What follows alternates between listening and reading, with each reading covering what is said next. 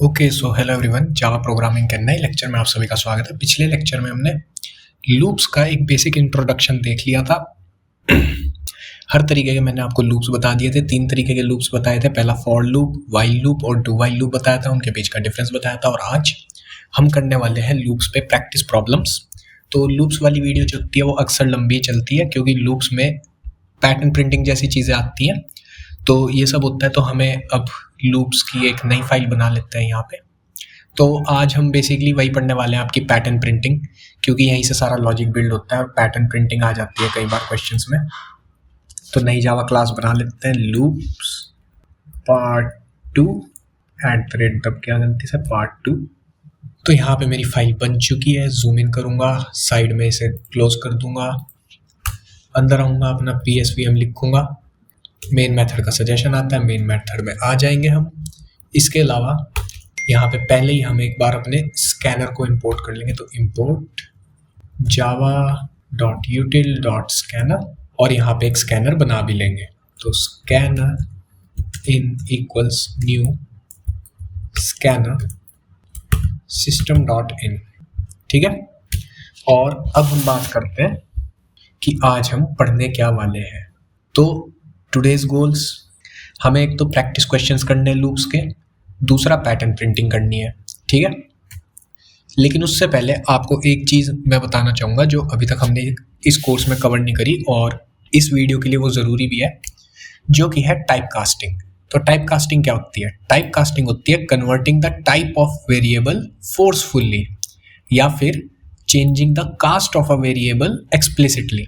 अब इसका मतलब क्या है? अभी तक मैं बार बार आपसे कहता था कि मेरा जो वेरिएबल है वो इम्प्लिसिटली टाइप कास्ट हो रहा है। यहाँ पे आप देख भी सकते हो, 2 तरीके की टाइप कास्टिंग होती है, एक होती है इम्प्लिसिट, एक होती है एक्सप्लिसिट। तो इम्प्लिसिट का मतलब क्या होता है?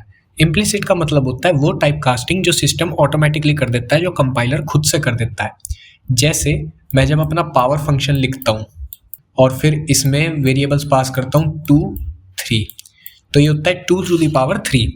लेकिन जो मेरा पाव है ये डबल्स के साथ काम करता है, ठीक है, ये डबल के साथ काम करता है। लेकिन मैंने इसमें पास करे इंटीजर्स, तो क्या होगा? मेरा कंपाइलर इम्प्लिसिटली यानी खुद से ही मेरे 2 और 3 को डबल्स में कन्वर्ट कर देगा। तो ये इंटीजर से ऑटोमेटिकली डबल हो जाएंगे, ठीक है। तो ये तो इम्प्लिसिट काम हो गया, मतलब मेरे कंपाइलर ने खुद कर दिया। लेकिन एक्सप्लिसिट टाइप कास्टिंग वो होती है जिसमें मैं अपनी मर्जी से किसी चीज़ को टाइप कास्ट करना चाहता हूँ। ये बेसिकली हम ज़्यादातर यूज़ करते हैं बड़े वेरिएबल्स को, जैसे कि एक डबल है, उसको छोटे में कन्वर्ट करने के लिए। तो डबल से अगर मुझे इंट बनाना है तो मुझे एक्सप्लिसिटली टाइप कास्ट करना पड़ेगा, क्योंकि जनरली जो छोटे डेटा टाइप हैं वो तो बड़े में टाइप कास्ट हो जाते हैं, लेकिन जो बड़े डेटा टाइप्स होते हैं वो छोटों में नहीं हो पाते, ठीक है। तो ये होती है टाइप कास्टिंग। अब हम आ जाते हैं यहाँ पे अपने इंटेलिजे आइडिया में, और मैं आपको दिखाता हूँ टाइप कास्ट करते कैसे हैं। जैसे सपोज मेरे पास एक इंटीजर है a जो कि है 5, ठीक है। अब अगर मैं साउट करूँ a को और इस प्रोग्राम को रन करूँ, तो यहाँ पे आप देख सकते हो 5 प्रिंट हो गया, नो सरप्राइजेस। लेकिन अगर यहीं पे मैं ब्रैकेट्स लगाऊं और यहाँ पे लिख दूं डबल, तो क्या होगा? रन करते हैं, तो अब आप यहाँ पे देख सकते हो प्रिंट हुआ 5.0। तो ये क्या हुआ? मैंने एक्सप्लिसिटली अपनी मर्जी से फोर्सफुली मेरा जो इंटीजर a था उसको टाइप कास्ट कर दिया एक डबल में। तो अगर आपको कोई भी वेरिएबल टाइप कास्ट करना है, ये तो मैंने यहाँ पे डायरेक्टली प्रिंट कर दिया, लेकिन अगर आप इसे स्टोर भी करना चाहते हो, तो जैसे सपोज मेरे पास एक डबल है c जो कि है मेरा 5.5, ठीक है। अब मुझे इसे किसी इंटीजर में स्टोर कराना है टाइप कास्ट करा के, तो मैं क्या करूँगा? इंट वेरिएबल का नाम मैं b दे देता हूँ, इक्वल्स टू इंट लिखूंगा, ब्रैकेट्स में लिखना होता है, सॉरी, तो इंट, और फिर यहाँ पे मैं लिख दूंगा मेरे वेरिएबल का नाम जिसे मुझे टाइप कास्ट करना है। तो यहाँ पे मैं लिखूंगा c, सेमीकोलन लगा दूंगा। अब ये जो मेरा c है ये टाइप कास्ट हो चुका है एक इंटीजर में, और b में इसकी वैल्यू स्टोर हो चुकी है। तो अब अगर मैं साउट कर दूंगा यहाँ पे b को, अब इसको रन करूंगा, तो यहाँ पे आप देख सकते हो नीचे 5 प्रिंट हुआ है। इसने ये जो 0.5 है इसे हटा दिया है, सिर्फ इसकी जो इंटीजर वैल्यू थी उसको रख लिया है। तो ये होती है टाइप कास्टिंग। अच्छा, क्या हम किसी और चीज़ को भी टाइप कास्ट कर सकते हैं?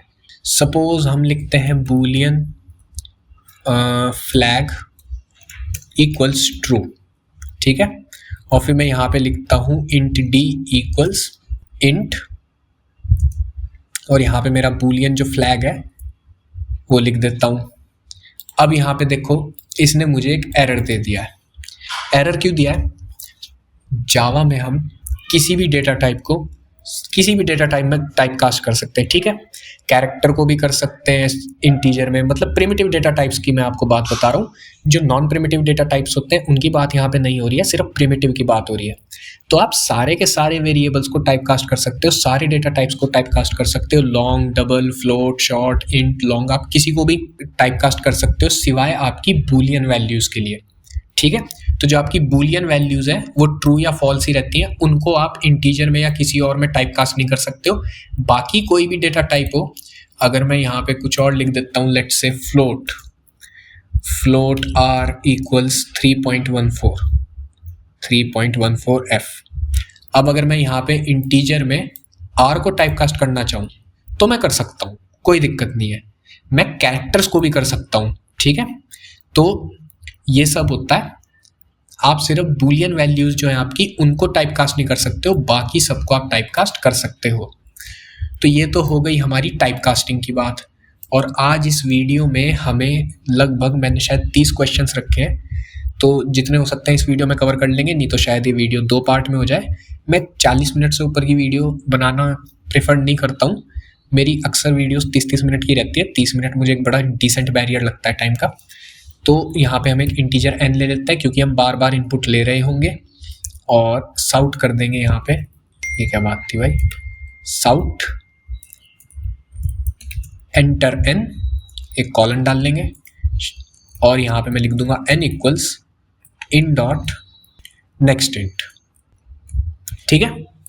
ये हो गया। मैंने अब यहाँ पे n को इनपुट क्यों लिया है, और यहाँ पे मैं एक चीज़ और करता हूँ, n, m कर लेता हूँ, ठीक है। तो यहाँ पे आ जाते हैं हम अपने पावर पॉइंट में। तो यहाँ पे लिखा हुआ है write a program to find sum of n digits, यानी कि अगर यूज़र इनपुट डालता है लेट्स से 7, तो मुझे क्या करना है 1 + 2 + 3 + अप टू +7। तो मतलब मुझे यूज़र जो भी वैल्यू इनपुट डालता है 1 से लेके उस वैल्यू तक डिजिट्स का जो भी सम आएगा मुझे वो प्रिंट करना है। तो इसे मैं कैसे कर सकता हूँ, तो मैं ज़रा यहाँ पे 1 मिनट इसे इरेज कर दूँ, पेन ले लेंगे। तो 1 + 2 + 3 + 4 + 5, ठीक है। फिलहाल के लिए हम मानते हैं कि यूज़र ने जो इनपुट डाला है वो 10 डाला है, ठीक है। तो अप टू +10 ये सम मुझे फाइंड करना है। तो मैं क्या कर सकता हूँ, अब मुझे बार बार जो है डिजिट्स को ऐड करते जाना है। तो एक चीज़ तो तय है कि मैं यहाँ पे अपने लूप का इस्तेमाल करूँगा, तो फॉर, और बात यह है मैं अपने लूप को इनिशियलाइज कहाँ से करूँगा, तो मैं लूप को इनिशियलाइज करूँगा 1 से, ठीक है। तो इंट i इक्वल्स 1, ठीक है। और लूप कहाँ तक चलना चाहिए, मेरी लास्ट डिजिट तक चलना चाहिए। तो i <= जो भी मेरा n है, यूज़र ने जो भी डाला है n तक चलना चाहिए, ठीक है। और i हो जाएगा मेरा ++, ठीक है। ये तो हो गया मेरा लूप। अब इसके अंदर लॉजिक क्या आएगा, तो मैं क्या कर सकता हूँ, यहाँ पे एक सम वेरिएबल बना सकता हूँ जिसकी जो इनिशियल वैल्यू है वो मैं 0 दे सकता हूँ, क्योंकि आप जानते हो किसी भी चीज़ में से अगर आप 0 को ऐड या सब्ट्रैक्ट करोगे तो आंसर पे कोई रिजल्ट में जो कोई फ़र्क है वो नहीं आएगा, ठीक है। और फिर बार बार मैं सम में क्या कर सकता हूँ, अपने i को प्लस करा सकता हूँ। तो यहाँ पे मैं लिख सकता हूँ सम इक्वल टू या फिर sum plus equals to i, ठीक है। और यहाँ पे लूप क्लोज करके लास्ट में मैं साउट करा सकता हूँ सम को। तो ये लॉजिक काम कैसे करेगा, सम की मेरी इनिशियल वैल्यू है 0, ठीक है। मैं अपने लूप में एंटर करूँगा i है 1, फिर यहाँ पे लिखा हुआ है sum plus equal to i। तो sum plus equal to i का मतलब क्या होता है, sum plus equal to i का मतलब होता है sum equals to sum plus i, ठीक है। ये होता है sum plus equal to i का मतलब। तो क्या होगा जब सम 0 है, तो 0 + 1, ये हो जाएगी सम की वैल्यू i = 1 के लिए, ठीक है। तो सम की वैल्यू हो चुकी है अब यहाँ पे हमारे पास 1, तो एक सेकंड में इसे सेपरेट कर लेता हूँ। सम की वैल्यू मैं यहाँ लिखता रहूँगा। अब हो चुकी है सम की वैल्यू 1, ठीक है। फिर दोबारा से हम आएंगे यहाँ पे i इक्वल्स टू 2, क्या less than equal to n है? हाँ है, अंदर आ जाओ। फिर sum plus equal to i, तो यहाँ पे क्या होएगा आपकी बार, मेरा सम जो है वो इक्वल्स टू हो जाएगा, सम की वैल्यू अब यहाँ पे 1 है तो 1 प्लस 2, तो ये हो जाएगा 3, ठीक है। अब सम की वैल्यू हो चुकी है 3। फिर से क्या होगा, मैं वापस आऊँगा अप टू n, तो इस बार सम की क्या वैल्यू है 3, तो 3 प्लस जो मेरी नेक्स्ट डिजिट है, यहाँ पे हम बात कर रहे हैं i इक्वल्स टू, ये थी मेरी i इक्वल्स टू 1, ये थी मेरी i इक्वल्स टू 2, और यहाँ पे हम बात करेंगे i इक्वल्स टू 3 की, तो 3 प्लस 3 जो मुझे दे देगा 6, और शुरू की 3 डिजिट का सम आप जानते हो 6 होता है। अगर हम देखें तो 1 प्लस 2 प्लस 3 ये हमें देता है 6, तो मेरा जो लूप है वो थियोरेटिकली बिल्कुल अच्छे से काम कर रहा है। तो अब क्या करते हैं, इसको रन करके देखते हैं। तो यहाँ पे हम n इनपुट ले लेंगे यूज़र से पहले ही, और ये जो m है इसे अभी नहीं यूज़ करते, इसे ना बाद में ही क्वेश्चन के अकॉर्डिंग चलेंगे, ठीक है।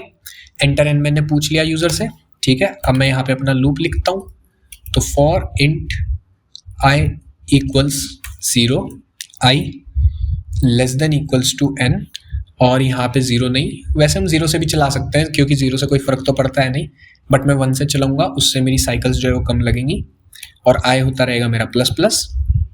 अंदर आते हैं, अब मुझे एक सम वेरिएबल चाहिए, और इस सम वेरिएबल को मुझे अपने लूप के बाहर ही डिफाइन करना पड़ेगा, तो इंट सम, और इसको मैं एक इनिशियल वैल्यू दे देता हूँ 0, और टर्मिनल क्लोज कर लेते हैं यहाँ पे अपना। और अगर क्या होगा, अगर मैं इस इंट सम को लूप के अंदर डिक्लेयर करूँ तो वो भी चेक करेंगे। उसके बाद हमें लिखना था सम जो होगा वो मेरा हो जाएगा प्लस इक्वल टू i, और लास्ट में मुझे साउट कर देना है अपने सम को, तो साउट सम। अब मैं बता दे रहा हूँ, शुरू की 10 डिजिट का जो सम है वो होता है 55, ठीक है। तो हम यहाँ पे 10 डाल के देखेंगे आंसर क्या आता है। तो एंटर n पूछ रहा है, मैं डालता हूँ 10, आंसर आ गया मेरा 55। तो लूप मेरा काम कर रहा है, बिल्कुल सही है, ठीक है। लेकिन क्या होगा अगर मैं इस वाले वेरिएबल को अपने लूप के अंदर डिफाइन कर दूँ, तो लूप के अंदर डिक्लेयर करके देखते हैं। तो यहाँ पे आप देख सकते हो, इसने मुझे यहाँ पे एक रेड एरर दे दिया। अब इसने क्यों दिया, क्योंकि इस सम का जो स्कोप है अब वो इस फॉर लूप तक रह गया। अब स्कोप से आप फिलहाल के लिए ऐसा समझ लो कि रीच है, पहुंच है, ठीक है।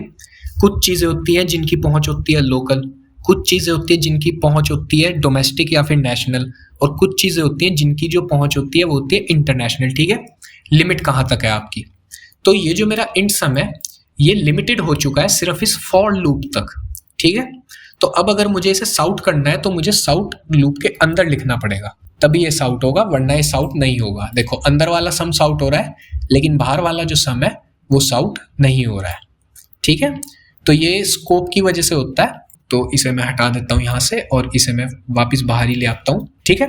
तो ये स्कोप की वजह से होता है। अब स्कोपिंग क्या होती है वेरिएबल की, वो मैं अगली वीडियो में या फिर जब हम ऊप्स कंसेप्ट पढ़ेंगे वो उसी टाइम आएगा।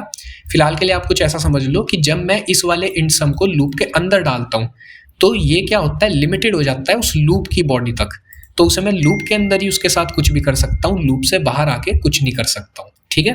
तो ये हो गया आपका क्वेश्चन नंबर 1 कंप्लीट। आगे बढ़ते हैं। Write a program to find factorial of n। अब फैक्टोरियल क्या होता है, तो अगर किसी को पता है फैक्टोरियल क्या होता है तो बहुत अच्छी बात है। नहीं पता तो मैं बता देता हूँ। सबसे पहले तो इसको हम डिफाइन करते हैं इस तरीके से, एक्सक्लेमेशन मार्क से, n फैक्टोरियल। और फैक्टोरियल बेसिकली होता क्या है, एक सेकंड, मैं ना अपने इसका वो नहीं बढ़ेगा क्या साइज, चलो कोई नहीं। तो n फैक्टोरियल का मतलब होता है 1 से लेकर मल्टीप्लिकेशन सारी डिजिट्स की अप टू n। तो अगर मैं लिख देता हूँ n 5, तो 5 फैक्टोरियल का मतलब होता है 5 इंटू 4 इंटू 3 इंटू 2 इंटू 1, ठीक है। तो ये होता है मेरा n का फैक्टोरियल, और 0 का जो फैक्टोरियल है वो होता है 1, ठीक है। तो 0 का फैक्टोरियल हमेशा याद रखना 1 होता है। हम इफ कंडीशन डालेंगे इसके लिए, तो अगर कोई यूज़र 0 इनपुट कर दे तो ये होता है। इसके अलावा बाकी जितनी भी डिजिट्स हैं उन सब के लिए मेरा फैक्टोरियल होता है मल्टीप्लिकेशन अप टू 1, तो 5 इंटू 4 इंटू 3 इंटू 2 इंटू 1। इसी तरीके से अगर मैं आपसे 7 का फैक्टोरियल पूछ लूँ तो ये होगा 7 into 6 into 5 into 4 into 3 into 2 into 1। और अब अगर आप एक प्रोग्रामर की नज़र से देखोगे और मैथमेटिशियन की नज़र से भी देखोगे तो आप ये पाओगे कि जो 1 है उसकी कोई ज़्यादा ज़रूरत नहीं है, तो इसे हम हटा भी सकते हैं, क्योंकि किसी भी चीज़ को अगर हम 1 से मल्टीप्लाई करते हैं तो आंसर सेम आता है।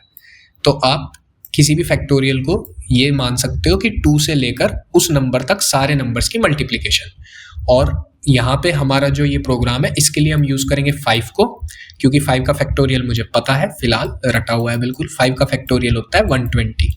ठीक है, मल्टीप्लाई करके भी देखोगे तो 6 4 ज़ा 24 और 24 5 ज़ा 120, तो 5 का फैक्टोरियल होता है 120। ठीक है, तो अब इस लूप को हम लिख के देखते हैं। ये जो सम वाला लूप है बिल्कुल यही लूप रहेगा, थोड़ा सा चेंज होगा। इसमें क्या होगा, पहली बात तो जो मेरा सम है इसका नाम मैं कर दूंगा फैक्टोरियल। ठीक है, यहाँ पे इसका नाम भी कर दूंगा फैक्टोरियल, और यहाँ पे जो हम सॉल्व कर रहे हैं इसका नाम भी कर देंगे फैक्टोरियल। ठीक है, इसके बाद इसकी जो इनिशियल वैल्यू होगी वो मैं 1 रखूंगा। क्यों? क्योंकि मल्टीप्लिकेशन के टाइम पे हमेशा याद रखना, अगर आप 0 से किसी भी चीज़ को मल्टीप्लाई कर दोगे तो रिजल्ट 0 ही आ जाएगा, तो वो चीज़ हमें नहीं करनी है। लेकिन अगर हम किसी भी चीज़ की मल्टीप्लिकेशन 1 से करते हैं तो हमारे आंसर पे कोई भी चेंज नहीं आता है। जैसे सम में अगर हम किसी भी चीज़ में 0 को ऐड या सब्ट्रैक्ट करते हैं तो उससे कोई फर्क नहीं पड़ता। इसी तरह मल्टीप्लिकेशन में अगर हम किसी भी नंबर को 1 से मल्टीप्लाई या डिवाइड करते हैं तो उस पर कोई फर्क नहीं पड़ता। तो यहाँ पे फैक्टोरियल की जो इनिशियल वैल्यू है वो मुझे देनी पड़ेगी 1। ठीक है, तो ये हो गई इनिशियल वैल्यू। अब बात करते हैं यहाँ पे कोड में सिर्फ एक चेंज होगी, ये जो हमने प्लस इक्वल टू लिखा हुआ है इसको हम कर देंगे मल्टीप्लाई इक्वल टू आई, और आई को हम शुरू करेंगे 2 से, और 2 से जाएगा मेरा n तक। तो जैसे अगर यूजर 5 इनपुट करता है तो 2 इंटू 3 इंटू 4 इंटू 5। ठीक है, तो इसको हम रन करेंगे। उससे पहले यहाँ पे हम एक बेस केस सिनारियो डाल देंगे।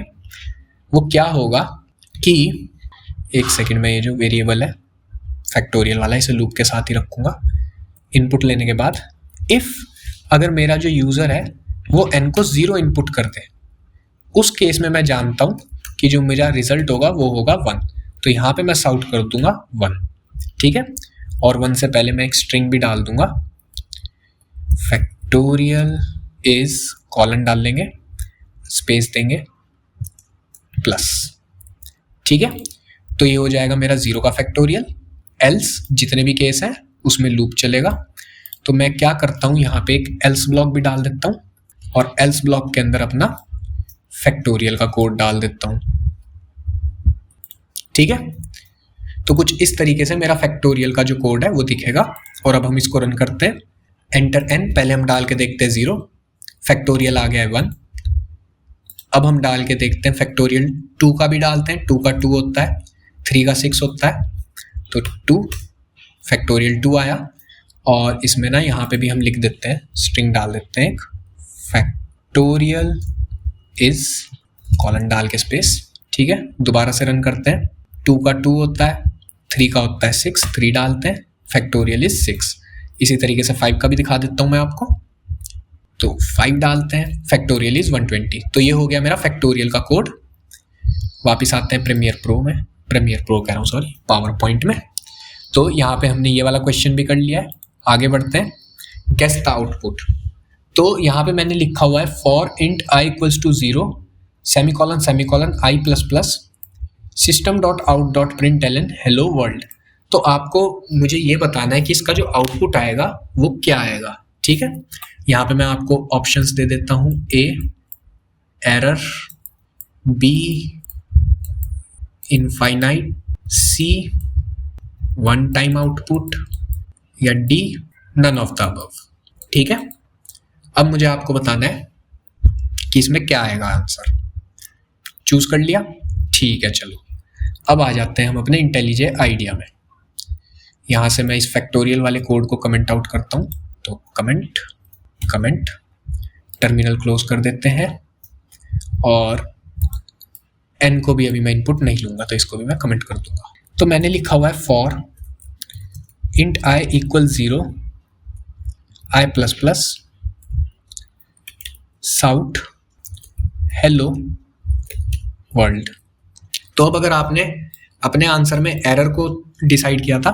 तो आप यहीं पे देख सकते हो एरर कुछ नहीं है। अगर एरर होता तो मुझे एक रेड मार्कर आ जाता। रन करता हूँ तो ये देखो इसका सही आंसर है इनफाइनाइट लूप। अब ये इनफाइनाइट लूप क्यों है? तो अगर आप देखोगे यहाँ पे मैंने टर्मिनेशन कंडीशन को नहीं लिखा हुआ है। अब बहुत से लोग क्या सोचते हैं डबल सेमीकोलन है, ये एक राइट में सिंटैक्स एरर है। ठीक है, तो ये सिंटैक्स एरर नहीं होता है। आप सेमीकोलन का यूज सिर्फ टर्मिनेशन के लिए यूज कर रहे हो। ठीक है, तो ये तो कहीं से भी एक एरर नहीं है, क्योंकि यहाँ पे मैंने जो अपनी टर्मिनेशन कंडीशन है वो लिखी ही नहीं है।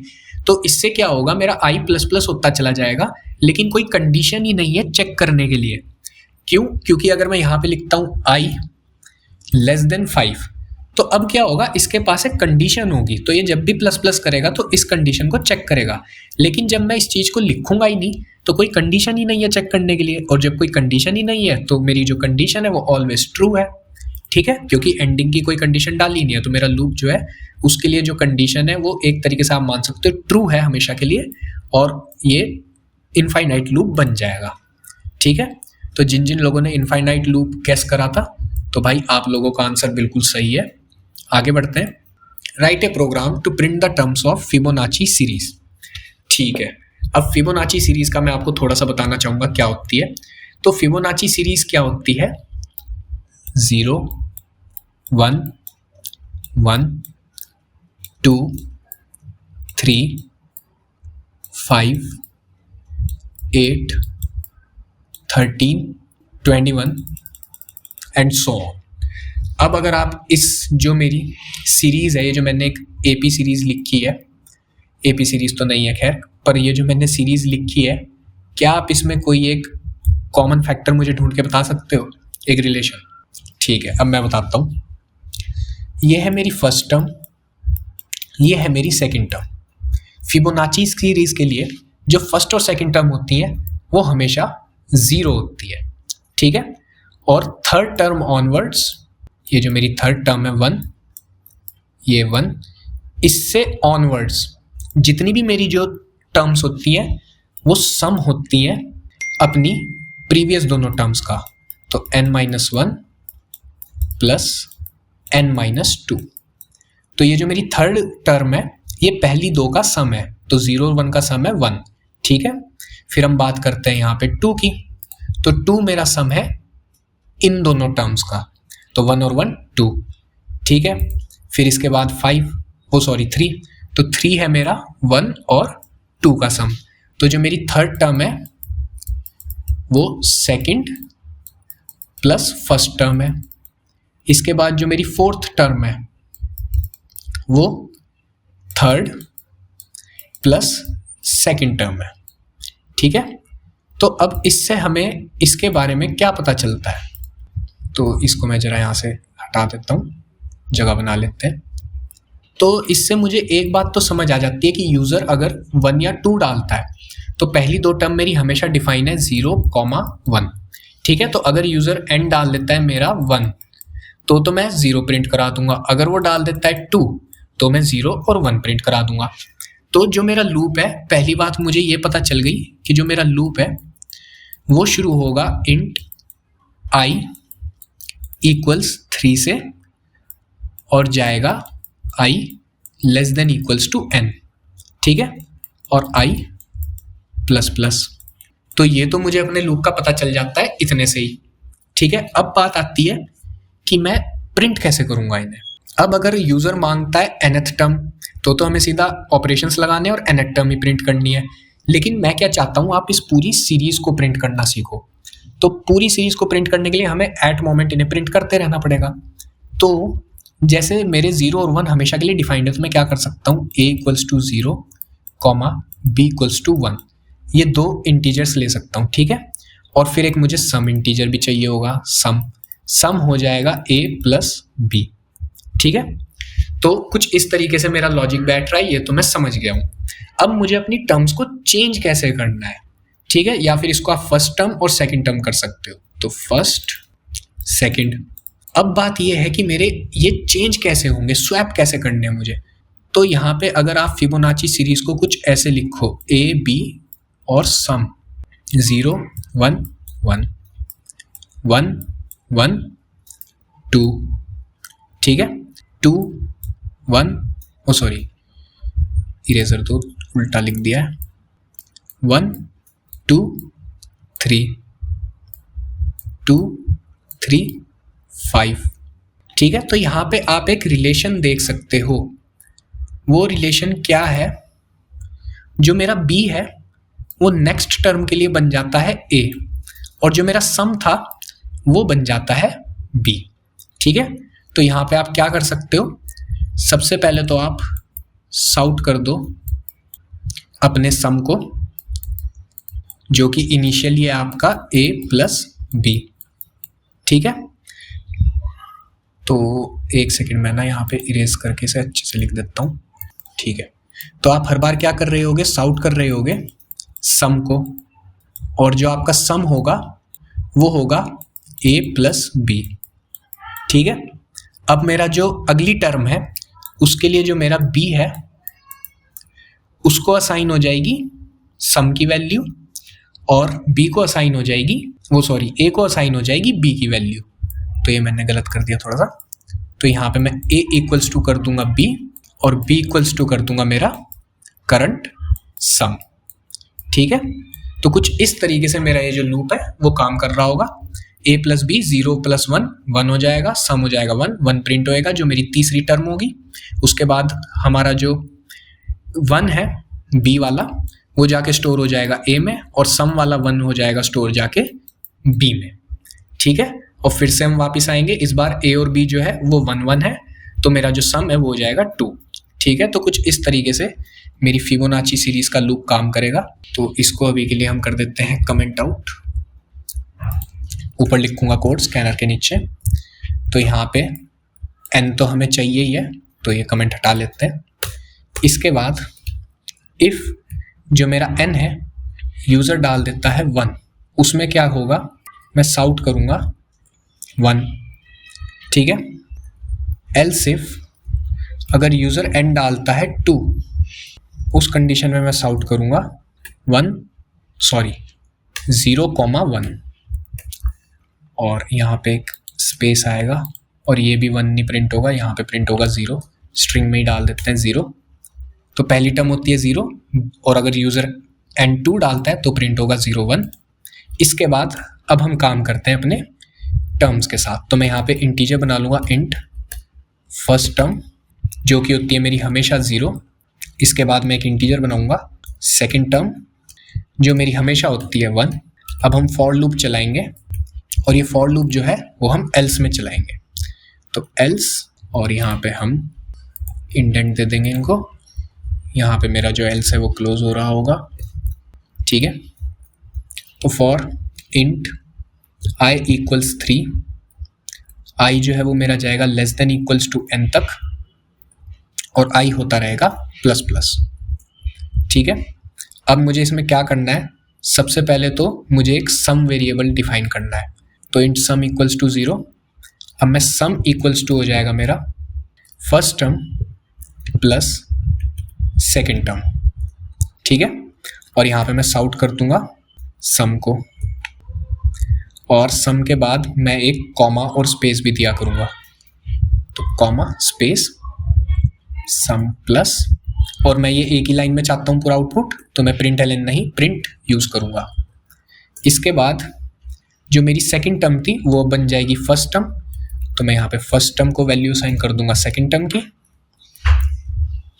और सेकंड टर्म को असाइन कर दूंगा सम की वैल्यू, ठीक है।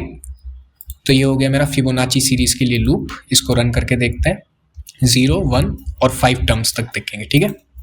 तो फर्स्ट टर्म 0 आएगी, दोबारा रन करेंगे, 2 डालता हूँ, पहली 2 टर्म 0 और 1 आएंगी, फिर से रन करता हूँ, और हम अब निकालते हैं 8 टर्म्स निकालते हैं शुरू की। तो 1 2, ओके। तो यहाँ पे एक छोटी सी मिस्टेक है, हमें फर्स्ट और सेकंड टर्म को भी प्रिंट कर देना है। इसके पहले सॉर्ट करना है हमें फर्स्ट टर्म प्लस एक स्पेस प्लस सेकंड टर्म, क्योंकि अगर n बड़ा होगा तो मुझे टर्म नंबर 1 से लेकर लास्ट टर्म तक प्रिंट करनी है खाली, शुरू की दो नहीं छोड़नी है, तो फर्स्ट टर्म भी प्रिंट होनी चाहिए, सेकंड टर्म भी प्रिंट होनी चाहिए, और आउटपुट पूरा मुझे एक लाइन में चाहिए, तो मैं खाली प्रिंट यूज़ करूँगा, ln यूज़ नहीं करूँगा। ठीक है, तो अब इसको रन करते हैं दोबारा। अब शुरू की 8 टर्म्स निकालते हैं। तो 0 1, ये 1 के बाद यहाँ कॉमा प्रिंट होना चाहिए था, वो नहीं हुआ। यहाँ पे भी एक प्लस कॉमा डाल देंगे, सेपरेट हो जाएगा। मेरी ही गलती है बढ़िया वाली, ये चीज़ मुझे लूप के बाहर प्रिंट करानी थी, क्योंकि लूप में तो मैं थर्ड टर्म से घुस रहा हूँ ना, तो पहली 2 टर्म तो मुझे बाहर ही प्रिंट करानी पड़ेंगी, उसके बाद बाकी की जितनी भी टर्म्स बचेंगी वो लूप प्रिंट कराएगा। तो यहाँ पे मैंने 8 डाला, अब की बार जो है सारी टर्म्स सही प्रिंट हुई है। तो वो छोटी सी मिस्टेक कर दी थी मैंने। वो क्या मिस्टेक करी थी, पहली और दूसरी टर्म भी मैंने लूप में डाल दी थी, जबकि जो मेरा लूप है वो सिर्फ थर्ड टर्म से लेके आगे की सारी टर्म्स के लिए है। ठीक है, तो ये मेरी मिस्टेक थी भाई, तो सॉरी, कभी कभी छोटी छोटी मिस्टेक हो जाती है। तो यहाँ पे हो जाता है आपका फिबोनाची सीरीज का ये लूप कंप्लीट। फर्स्ट और सेकंड टर्म ध्यान रखना भाई, अपने लूप के बाहर प्रिंट करना, और उसके बाद थर्ड टर्म की बाकी सारी जो है वो लूप प्रिंट कर देगा। ठीक है, तो ये हो जाता है आपका फिबोनाची सीरीज का लूप। आगे बढ़ते हैं। Write a program to count number of digits in n। तो इसमें हमें क्या करना है, यूजर हमें एक इनपुट देगा बड़ा सा नंबर, सपोज 37891। ठीक है, 37,891 ये यूजर ने हमें इनपुट दे दिया n। अब मुझे क्या करना है, इसकी डिजिट्स को काउंट करना है इंडिविजुअल। तो 1 2 3 4 5, तो जो मेरा आउटपुट आना चाहिए वो आना चाहिए 5। ठीक है, अब ये कैसे होगा, आप जानते हो अगर मैं किसी भी नंबर को 10 से डिवाइड करता हूँ तो मुझे क्या होता है, मेरी यूनिट डिजिट मिल जाती है। ठीक है, मैथमेटिक्स। तो एक चीज़ तो मुझे समझ आ गई कि मैं यहाँ पे अपने डिवीजन ऑपरेटर का यूज़ करूँगा। अब कंडीशन क्या बनाऊँगा मैं फॉर लूप की, तो for loop int i equals 0 से मैं शुरू कर दूंगा। ठीक है, और i को मैं प्लस प्लस कर रहा हूँगा। ठीक है, और इस लूप में मैं क्या कर रहा हूँगा, एक मैं वेरिएबल बनाऊँगा काउंट, जो कि इस चीज़ का काउंट रखेगा कि मेरे पास कितनी डिजिट्स है, और इनिशियल वैल्यू इसकी 0 रखूँगा। और मैं क्या करूँगा, यहाँ पे जितनी बार ये लूप चलेगा उतनी बार इस काउंट को मैं प्लस प्लस कर दूँगा। ठीक है, और n को मैं डिवाइड इक्वल्स टू 10 कर दूंगा, जो कि शॉर्ट फॉर्म है n equals to n divide by 10 के लिए। तो जब मेरा ये लूप एक बार चलेगा तो उसके बाद मेरा ये 1 यहाँ से गायब हो जाएगा, मेरे पास सिर्फ ये बचेगा और मेरे काउंट की वैल्यू हो जाएगी 1। फिर जब दूसरी बार ये लूप चलेगा तो ये 9 यहाँ से गायब हो जाएगा और काउंट की वैल्यू हो जाएगी 2। फिर जब तीसरी बार ये लूप चलेगा तो 8 गायब हो जाएगा और काउंट की वैल्यू हो जाएगी 3। ठीक है, परफेक्ट, ये तो अच्छी चीज़ हो गई। लूप की बॉडी तो मुझे पता चल गई, और लास्ट में मुझे क्या करना है, सिर्फ अपने काउंट को साउट कर देना है। तो साउट काउंट। ठीक है भाई, बहुत बढ़िया। लेकिन ये कंडीशन क्या है, मैं ये जानता हूँ कि लास्ट में जब मैं 10 से डिवाइड करूँगा 3 को, तो मेरे पास जो आउटपुट आएगा वो आएगा n इक्वल्स टू 0। तो मुझे क्या करना पड़ेगा, यहाँ पे कंडीशन डालनी पड़ेगी, जब तक जो मेरा n है वो ग्रेटर देन 0 है। ठीक है, तो n जैसे ही 0 आ जाता है उसी टाइम पे मुझे अपने लूप को ब्रेक कर जाना है। तो ये हो जाएगी मेरी एंडिंग कंडीशन। अब बहुत से लोग कहेंगे यहाँ पे आई की कंडीशन क्यों नहीं डाल है, तो भाई फॉर लूप में जो टर्मिनेशन कंडीशन है वो कुछ भी हो सकती है। ठीक है, इस तरीके से भी आप लिख सकते हो, या फिर आप यहाँ पे वाइल लूप का भी इस्तेमाल कर सकते हो, वाइल n ग्रेटर देन 0, और उसमें सेम यही वाला कोड आप लिख दो अपना, और उसके बाद अपने लूप को क्लोज कर लो और साउट कर दो। ठीक है, तो यहाँ पे आ जाते हैं, फिबोनाची सीरीज को हम कर देते हैं यहाँ पे comment out. Comment out, user से n इनपुट ले लेंगे, इसके बाद हमें एक इंट काउंट चाहिए रहेगा जिसकी इनिशियल वैल्यू होगी 0, क्योंकि हम काउंट कर रहे होंगे कितनी डिजिट्स हैं। अब मैं बनाऊंगा अपना फॉर लूप, तो for int i equals to 0 से शुरू होगा। कब तक चलेगा, जब तक n ग्रेटर देन 0 है, और i को मैं करता रहूँगा प्लस प्लस। ठीक है, इसमें सबसे पहले तो मैं n को डिवाइड कर दूंगा 10 से, तो n डिवाइड इक्वल टू 10, और काउंट को कर दूंगा मैं प्लस प्लस, तो काउंट प्लस प्लस। और लास्ट में आके अपने काउंट को साउट कर दूंगा, तो साउट काउंट। ठीक है, तो इतना सा ये लूप है मेरा डिजिट्स काउंट करने के लिए। तो इसको रन करते हैं, एंटर एन मैं डाल देता हूँ कुछ भी, एक रैंडम 4 डिजिट है, तो यहाँ पे आ चुका है 4। ठीक है, सेम चीज आप कर सकते हो वाइल लूप के साथ। वाइल, थोड़ा सा वाइल लूप का भी इस्तेमाल देख लेते हैं। n greater than 0, n greater than 0 हमें क्या करना है, सबसे पहले n को डिवाइड इक्वल टू 10 कर देना है, जो कि मेरी शॉर्ट फॉर्म होती है n equals to n divide by 10 के लिए। ठीक है, इसके बाद मुझे अपने काउंट को प्लस प्लस कर देना है और लास्ट में आके मुझे अपने काउंट को साउट कर देना है। ठीक है, रन करता हूँ, एंटर n, फिर से 4 डिजिट का रैंडम नंबर 4। ठीक है, तो ये हो गया आपका डिजिट काउंट करने के लिए प्रोग्राम। तो मैं इसको कर देता हूँ कमेंट आउट। वापस आ जाते हैं पावर पॉइंट में, अगली स्लाइड पे चलते हैं। तो find sum of digits of n, तो ये आप खुद से करोगे। इसमें क्या था, पिछले वाले में हमने क्या करा, जैसे मैंने 2 5 6 8 डाला, तो आप लोगों ने मुझे ये बताया कि इसमें डिजिट कितनी है। ठीक है, 4 डिजिट है, लेकिन इस बार मैं क्या चाहता हूँ, आप इसकी इंडिविजुअल डिजिट्स का सम बनाओ। तो मैं चाहता हूँ आप मुझे आउटपुट दो 2 + 5 + 6 + 8, तो ये हो जाएगा 10 + 11 21। ठीक है, तो इसके लिए मैं आपको एक हिंट भी दे देता हूँ। हिंट क्या होगा, यहाँ पे आप पहली बात यूज करोगे अपने मॉड्यूलस फंक्शन की। क्यों? क्योंकि मॉड्यूलस आपको ला के देता है रिमाइंडर, और किसी भी चीज को अगर आप 10 से डिवाइड करो तो जो रिमाइंडर आता है वो उसकी यूनिट डिजिट आती है। ठीक है, तो बल्कि मैं लूप आपको यहाँ पे लिख के दिखा देता हूँ, इसको रन खुद से करना और ट्राई करना कि आप पहली बारी में से सही कर लो। तो इंट i इक्वल्स 0, और कहाँ तक चलाना है, ये है मेरा n, तो जब तक n बड़ा है 0 से, और i को करते रहना है प्लस प्लस। ठीक है, इसके अंदर आपको क्या करना है, इस बार बस एक सम वेरिएबल और ले लेना है। ठीक है, और एक डिजिट वेरिएबल ले लेना है। ठीक है, तो सबसे पहले आप डिजिट की वैल्यू कर दो n मॉड्यूलस 10।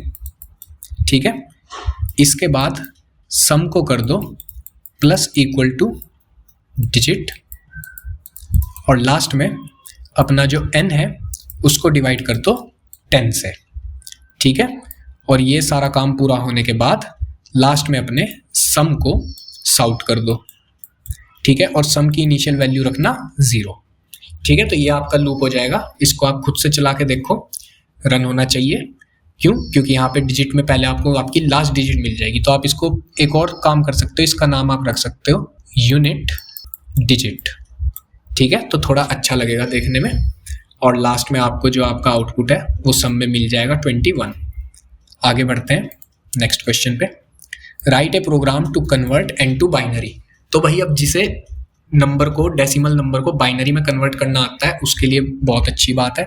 जिसे नहीं आता है तो भाई मैंने नंबर सिस्टम की वीडियो डाली हुई है, उसे देख लो। बल्कि ये क्वेश्चन ना अभी यहाँ पे स्किप कर देते हैं। इससे पहले एक दूसरा क्वेश्चन है जो आपको आना चाहिए। ठीक है, और वो क्वेश्चन ये है, ये पता नहीं बाद में क्यों है, ये बाइनरी से पहले होना चाहिए। तो रिवर्स ऑफ n, तो रिवर्स ऑफ n हमें निकालना है। तो सपोज यूजर एंटर करता है n 7 6 8, तो हमें उसे आंसर दे देना है 8 6 7। ठीक है, तो ये तो हो जाएगा मेरा पहली बात रिवर्स्ड नंबर, तो रिव नम। ठीक है, और अब बात करते हैं हम रिवर्स निकालेंगे कैसे। आपको पता है मॉड्यूलस ऑपरेटर आपको यूनिट डिजिट देता है, और डिवाइड वाला ऑपरेटर आपका ये जो नंबर है इसको इतना कर देता है एक स्टेप में। ठीक है, तो एक बात तो तय, इसमें ये दोनों यूज होंगे ही होंगे। तो यहाँ पे जब मैं अपना फॉर लूप लिखूंगा, फॉर इंट i इक्वल 0, कब तक जाएगा, जब तक n जो है वो बड़ा है 0 से, और i होता रहेगा मेरा प्लस प्लस। ठीक है, इसके बाद मुझे यूनिट डिजिट चाहिए रहेगी। ठीक है, हर बार। तो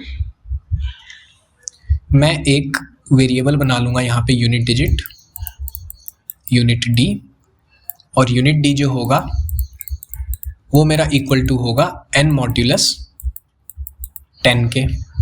ठीक है, इंटू 10 प्लस मेरा यूनिट डिजिट। और ये ऐसा क्यों होगा ये भी मैं आपको बताऊंगा, प्लस यूनिट, और लास्ट में मेरा जो n उसको मैं डिवाइड इक्वल टू कर दूंगा 10 और मेरा लूप बंद हो जाएगा और लास्ट में मैं साउट कर दूंगा रिवर्स्ड वाले नंबर को। तो रेव, और जो मेरा रिवर्स्ड, इसकी जो मैं इनिशियल वैल्यू रखूंगा, कि जो इनिशियल वैल्यू रखूंगा वो रखूंगा। अब ऐसा करने से होगा, पहले हम लूप में आएंगे, मुझे यूनिट डिजिट मिल जाएगी 8 थी, तो मेरा जो यूनिट डिजिट है, ठीक है, पेन चेंज कर ले, तो वो हो जाएगा मेरा इक्वल्स टू, अब मैं क्या करूंगा, रिवर्स नंबर को पहले मल्टीप्लाई कर दूंगा 10 से, तो 0 इंटू 10 हो जाएगा 0। तो अब मेरा जो रिवर्स नंबर है उसकी फाइनल वैल्यू, ठीक है, और यहाँ पे जो मेरा ओरिजिनल नंबर था वो डिवाइड हो जाएगा 10 से, तो ये हट गया, ठीक है। अब n की वैल्यू है 76। अब जब मैं दोबारा से फिर मेरी यूनिट डिजिट में जाके स्टोर हो जाएगा 6, क्योंकि मैंने मॉड्यूलस यूज किया हुआ है। अब क्या होगा, मेरा जो रिवर्स नंबर 8 था ये पहले मल्टी, तो ये हो जाएगा 8 और इसमें प्लस हो जाएगा मेरा यूनिट डिजिट 86, ठीक है, और ये जो है मेरा फिर से डिवाइड हो जाएगा 10 से, तो फिर ये वाली, ठीक है, बढ़िया। फिर मैं दोबारा से आऊंगा, मॉड्यूलस कर दूंगा 10 से, n हो जाएगा, तो इस टाइम पे मेरा n जो हो जाएगा वो, ठीक है, तो मॉड्यूलस 10 करूंगा, 7 मेरी यूनिट डिजिट में जाके स्टोर हो जाएगा। उसके बाद जो मेरा 86 है ये मल्टीप्लाई होगा 10 से, तो ये प्लस 7, तो ये हो जाएगा मेरा 867 और n हो जाएगा 0, लूप ब्रेक हो जाएगा। और अब अगर आप देखो तो n मेरे पास इनपुट, और अब मेरे पास जो रिवर्स आ चुका है वो हो चुका है 8, ठीक है। तो इसको रन करके देख, तो यहाँ पे हम लिखते हैं फॉर इंट i इक्वल 0, जब तक मेरा जो n है वो ग्रेटर देन 0 और i हो रहा है मेरा प्लस प्लस, ठीक है। इससे मुझे अपने दो वेरिएबल्स चाहिए, एक तो चाहिए तो यूनिट डिजिट, इसकी इनिशियल वैल्यू में दूंगा, और मुझे एक और इंटीजर जो कि है मेरा रिवर्स, तो रेव नम लिख देते हैं और इसकी भी हम इनिशियल वैल्यू 0 दे। क्या इसके अलावा हमें कोई वेरिएबल चाहिए था एक्स्ट्रा, तो यूनिट डिजिट हमारे पास आ गया है, रेव नम हमारे पास आ गया है, इसके अलावा कोई भी और डिजिट वो सॉरी। अब हम लिखते हैं यहाँ पे अपने लूप, तो सबसे पहले मैं अपना जो यूनिट उसको मैं इक्वल कर n मॉड्यूलस 10 के, ठीक है। उसके बाद जो मेरा रेव नम इसको मैं इक्वल कर रहा हूँ रेव इंटू 10, तो मल्टीप्लाई, और इसको मैं एक ब्रैकेट में डाल दूँ, और ब्रैकेट की जो प्रायोरिटी होती है वो आपके मल्टीप्लिकेशन एडिशन सबसे ज़्यादा होती है, प्लस, ठीक है, और जो मेरा n है उसको मैं लास्ट में डिवाइड 10, और यहाँ से लास्ट में आके मैं साउट कर दे रहा हूँ अपने, ठीक है। अब इसको रन, तो यहाँ पे n पूछ रहा है 768, 867 मेरे पास प्रिंट होके आ चुका है, ठीक है। अब ये जो रिवर्स नंबर था ये आपको क्यों पता होना चाहिए सबसे पहले तो हम बाइनरी में ये रिवर्स नंबर वाला ही, अब हम आएंगे अपने for loop, int i equal 0, जब तक मेरा जो n है वो ग्रेटर देन है 0, तो ये तो हो गई मेरी फॉर लूप की कंडीशन। अब हम एक n ले लेते 12, अब इसका जो बाइनरी कन्वर्जन आना चाहिए वो आना चाहिए 1 1, ठीक है, कन्वर्ट करके देख ले, 2 6 0 2 3 2 1 2 0 1, ठीक है, तो 1 1 0 0।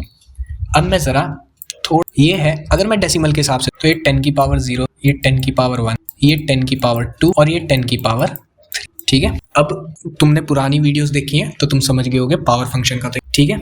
तो यहाँ पे सबसे पहले मुझे एक तो मेरा चाहिए, इसको मैं ज़रा कन्वर्जन, ठीक है, तो एक तो मुझे चाहिए मेरा बाइन, जो भी आएगा बाइन जिसकी इनिशियल वैल्यू होगी, ठीक है, एक मुझे रिमाइंडर चाहिए, ठीक है, जिसकी इनिशियल वैल्यू होगी। तो सबसे पहले तो मुझे चाहिए तो रिमाइंडर हो जाएगा n मॉड्यूलस 2, ठीक है। अब मुझे जो बाइनरी है वो आएगा बाइनरी इक्वल्स बाइनरी प्लस, ये सारे क्या है मेरे रिमाइंडर, और रिमाइंडर्स क्या है 10 रेज टू पावर से मल्टीप्लाइड है, तो ये होगा 10 रेज टू, ये होगा 10 रेज टू पावर मेरा 1 का मल्टीपल, 10 रेज टू पावर 2 का मल्टीपल, और ये वाला होगा मेरा 10 रेज टू पावर 3 का मल्टीपल, ठीक है ना, plus remainder into power function 10 की पावर, क्योंकि आप देख सकते हो लूप मैंने 0 से शुरू करा है और लूप तब तक ही जाएगा जब तक, और लास्ट में मैं जो अपना n है उसको डिवाइड इक्वल टू कर दूंगा अपने, ठीक है, और लास्ट में मैं साउट कर लूंगा अपने। तो अगर आप ध्यान से देखोगे जो पावर्स हैं वो i के साथ ही सिंक, तो ये हो जाएगा मेरा बाइनरी।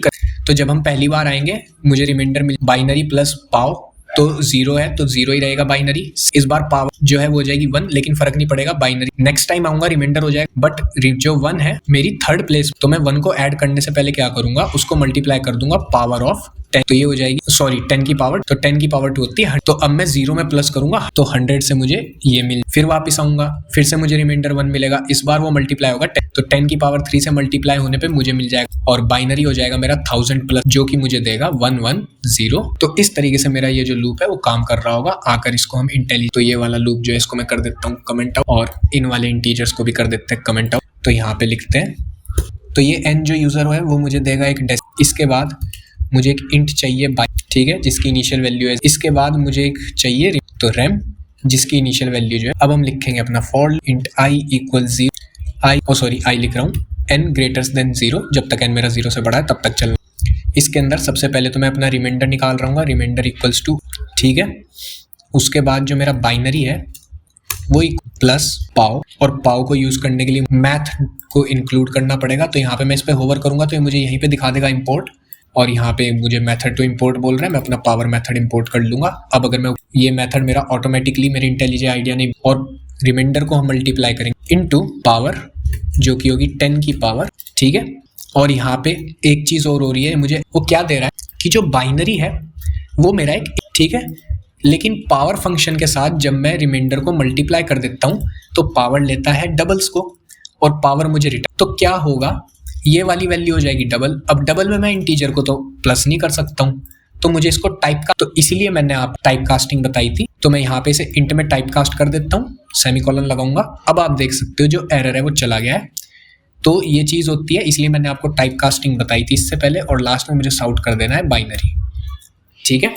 एंड डाल लूंगा 12 पे आउटपुट नहीं आया, शायद जो टाइप कास्ट है वो, एक बार टाइप कास्ट अंदर करके देख ले, फर्क तो पड़ना नहीं चाहिए बट फिर भी चलो कर, क्योंकि मेन जो है वो पावर वाला ही है, ये डबल रिटर्न करता है। तो ओके, तो यहाँ पे एक चीज़ होगी गलती से, वो क्या हुआ, मेरा जो लूप है ना वो इनफाइनाइट लूप है, क्योंकि मैंने n को डिवाइड तो किया ही नहीं, तो n डिवाइड इक्वल्स टू 2। तो ये छोटी सी मिस्टेक थी, मेरा लूप ही चलता चला जा रहा था, आउटपुट नहीं आ रहा। एंटर n 12 डालता हूँ, आ गया 1100। तो इस तरीके से काम करता है हमारा डेसिमल टू बाइनरी कन्वर्जन, ठीक है। इसको कमेंट आउट कर देते हैं। रिवर्स ऑफ n हम देख चुके हैं। अब ये है n को बाइनरी टू डेसिमल कन्वर्ट करना है, तो अब जो n है वो इनपुट आएगा बाइनरी, और उसको मुझे डेसिमल में कन्वर्ट करना है। तो ये लास्ट क्वेश्चन हम यहाँ पे करते हैं और फिर इस वीडियो को एंड करते हैं। तो जैसे अभी हम 12 का ही एग्जाम्पल ले लेते हैं, तो ये होता है 2 की पावर 0, ये होता है 2 की पावर 1, ये होता है 2 की पावर 2, और इसमें क्या होगा, रिमाइंडर को मुझे 2 की पावर से मल्टीप्लाई कर देना है, और जो भी आएगा उसको, ठीक है।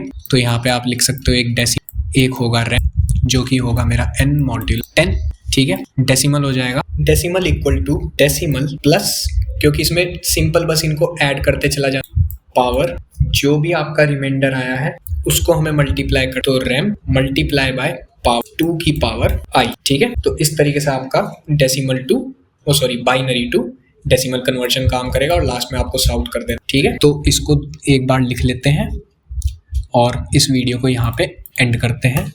तो यहाँ पे initial value 0, decimal initial value, एक फॉर लूप लिख, इंट i इक्वल जब तक मेरा n जो है वो ग्रेटर देन 0 है, अंदर आ जाते हैं, remainder equals to n modulus 10, ठीक है। इसके बाद जो मेरा डेसिमल वो इक्वल टू हो जाएगा डेसिमल प्लस रिमाइंडर मल्टीप्लाइड, और इसको मैं ब्रैकेट में डाल लूंगा, तो ब्रैकेट मल्टीप्लाइड बाय, और पावर अभी आपने देखा था टाइप कास्ट करना पड़ता है, तो इंट